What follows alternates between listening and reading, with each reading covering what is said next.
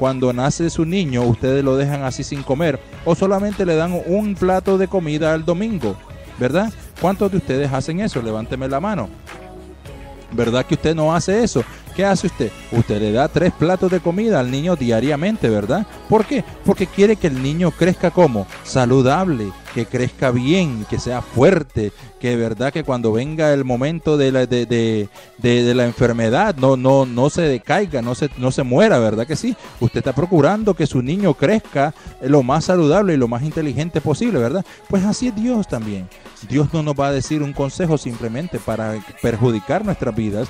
Él quiere que nosotros vivamos de acuerdo a su palabra, que nos alimentemos de su palabra. Así es el niño espiritual. El niño espiritual necesita comer 3 platos al día y aún más si tú puedes meterte más tiempo en la palabra de Dios y poder no solamente leerla. No, pero es que yo a veces no la entiendo, eso es muy confuso. No tienes que meterte en las escrituras tratando de buscarle la lógica. Dios mismo te va a ir revelando su palabra y tú vas a ver como de repente aquello, como yo le digo a mi esposa ahora, cuando leo las escrituras, me parece que las palabras saltan en tercera dimensión, porque ahora entiendo lo que antes no entendía. Y ahora comprendo el por qué Pablo dijo esto, por qué Ananías, por qué pasó con lo que pasó con toda esta gente, cómo Dios transformó a Pedro, cómo fue que desde el Antiguo Testamento hasta el Nuevo Testamento ahora han pasado ciertas cosas y muchas otras cosas que antes, cuando yo empecé a leer las Escrituras, pues obviamente no las entendía. Pero ¿qué una cosa me pidió Dios que hiciera? Búscame en oración y búscame en las Escrituras. Y eso hice. Y cuando empecé a hacerlo, amados hermanos, oh my God, yo empecé a entender cosas que yo decía, pero ¿y esto cómo sale así? ¿Verdad que sí? Que ahora se la hablo a ustedes y tal vez para ustedes ahora lo ven como que uno desenvuelve el tema fácil, pero no es así. Esto ha pasado tiempo, es una etapa de alimentación que tú tienes que tener.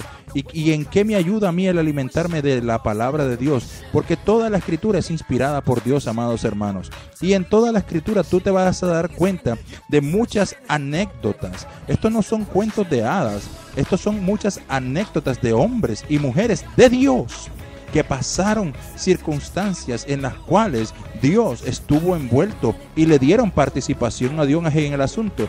Entonces, ¿para qué dejó Dios esto escrito para nosotros? Para que no nos sucediera a nosotros.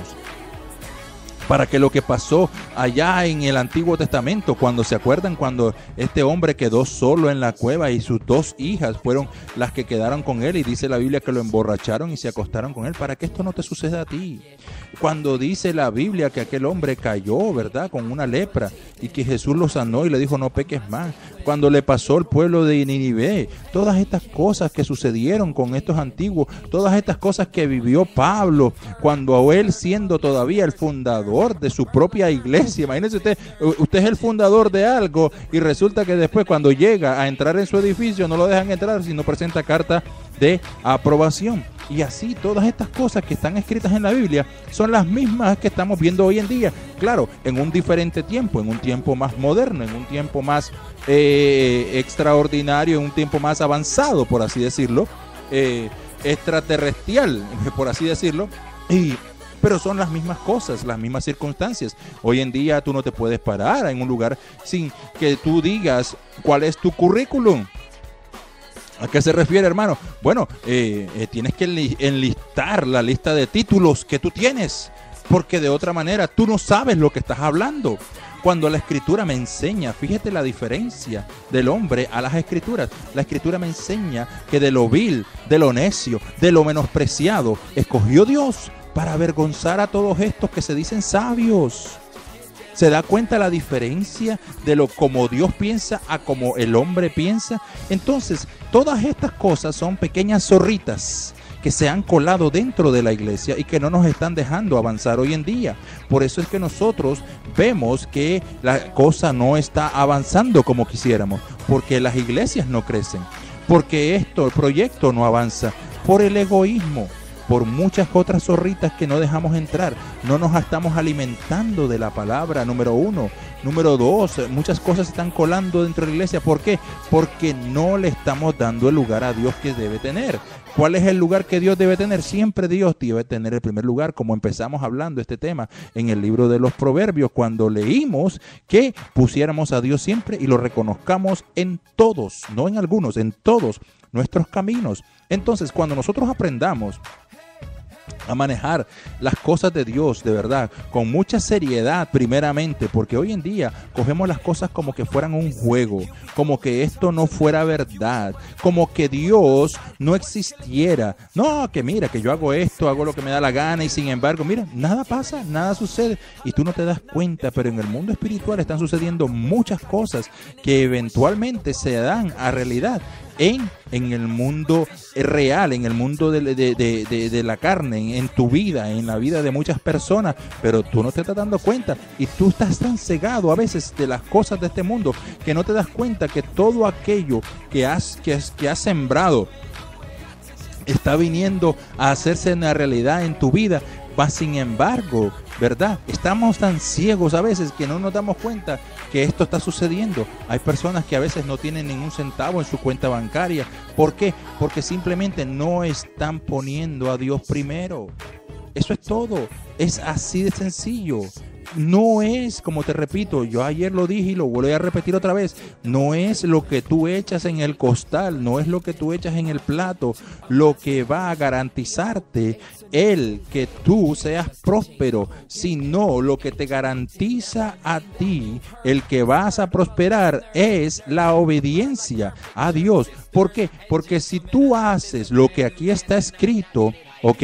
Si tú lees las instrucciones de cómo se deben hacer la cosa, ¿verdad que sí? Porque cuando tú entiendes los parámetros de Dios y cómo Él las hace, porque aparentemente Dios hace las cosas al revés de lo que el mundo las hace. ¿Por qué? Porque a mí me dice a mí que le ponga mi otro cachete al enemigo. Cuando me den una cachetada, que ponga la otra. Óigame, no, papá, espérate, cuando me den una cachetada, yo devuelvo en la otra, ¿verdad? Esa es la lógica del ser humano, ¿verdad? O cuando me dicen, cuando tu enemigo te pida que lleves este saco otra milla más, llévalo otra más. Y hay mucha gente que no entienden este principio. ¿Y qué pasa? Se aprovechan del cristiano que hace esto. ¿Por qué? Dicen, no, este bobito lo vamos a coger. Y se están riendo a veces de las personas que todavía hacemos las cosas de acuerdo a las escrituras y que le llevamos el saco a la segunda milla, como dice la escritura. ¿Y qué pasa con aquello? No se están dando cuenta que la misma escritura dice que estamos acumulando ascuas de fuego sobre la cabeza de estas personas que te están burlando y se están mofando de nosotros porque creen que nos están tomando el pelo y nos están tomando de tontos. Nunca creas que Dios te va a dejar en esa situación. Nunca pienses que estas personas se van a salir con la suya y que tú eres un tonto que te estás dejando manipular por la otra gente. No, más bien haz las cosas conforme a Dios le gustan y créeme que Dios es fiel a su palabra y Él admira tu obediencia y al tú obedecer a lo que Dios está haciendo, Dios está comprometido con lo que Él dijo. Él no es fiel a ti, Él no es fiel a mí, Él es fiel a su palabra. Por eso, si Él lo dijo, Él lo hará. Entonces, ¿por qué? Si comprendemos este principio, dejamos que cosas tan leves, cosas tan pequeñas como el egoísmo, como la falta de amor, como también la raíz de amargura, cosas que al ojo humano no la vemos, pero están ahí guardadas. Tenemos cosas dentro del corazón que son del tamaño de una célula, pero están allá adentro, están metidas y ahí es donde Dios quiere operar, ¿verdad? Pero tenemos que dejarlo que Él opere, porque si no dejamos que Dios meta el bisturí, que Dios corte, abra y vea lo que hay adentro de nosotros, amados hermanos, esto no va a poder avanzar. Esto no es la obra de uno, es la obra de muchos. Somos un cuerpo. Pero entonces, bajo el nombre de que estamos defendiendo el evangelio, no dejamos avanzar esto.